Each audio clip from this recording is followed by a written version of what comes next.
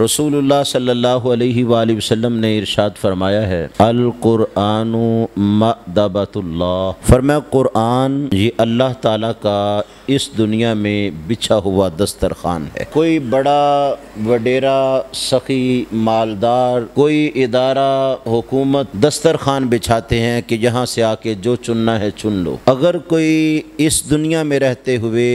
اللہ کا دسترخوان تلاش کرتا ہے تو رسول رحمت صلی اللہ علیہ وسلم نے فرمایا القرآن مأدبۃ اللہ، فرمایا یہ قرآن اللہ نے تمہارے لیے اپنا دسترخوان بچھا دیا ہے۔ فَتَعَلَّمُوا مَأْدَبَتَهُ مَا اسْتَطَعْتُمْ، فرمایا وہ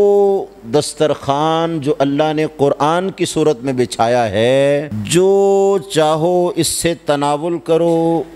جیسی بھوک ہو ویسی خوراک یہ دیتا ہے، جیسی ضرورت ہو ویسا حل پیش کرتا ہے، اور جیسی مرض ہو ویسی دوائی اس میں موجود ہے۔ یہ تمہیں ایمان کی خیرات دیتا ہے، در مصطفیٰ سے متعلق کرنے کی خیرات بانٹتا ہے، الغرض نماز روزہ حج زکوٰۃ سے لے کر حقوق العباد تک اور اخلاقیات تک تمام خیرات اس دسترخوان سے ملتی ہے، اور ہمیشہ بچھا ہوا دسترخوان ہے۔ تؤتی اکلھا کل حین باذن ربھا، اس کی مثال ایسے ہے کہ رب نے اس کا پھل ہمیشہ رکھا ہے، مہینے اور سال بعد نہیں ملتا۔ تم تہجد کے وقت پڑھو تب بھی اس کا پھل ملتا ہے، صبح پڑھو تب بھی اس کا پھل ملتا ہے، اور شام کو پڑھو تب بھی اس کا پھل تقسیم ہو رہا ہوتا ہے۔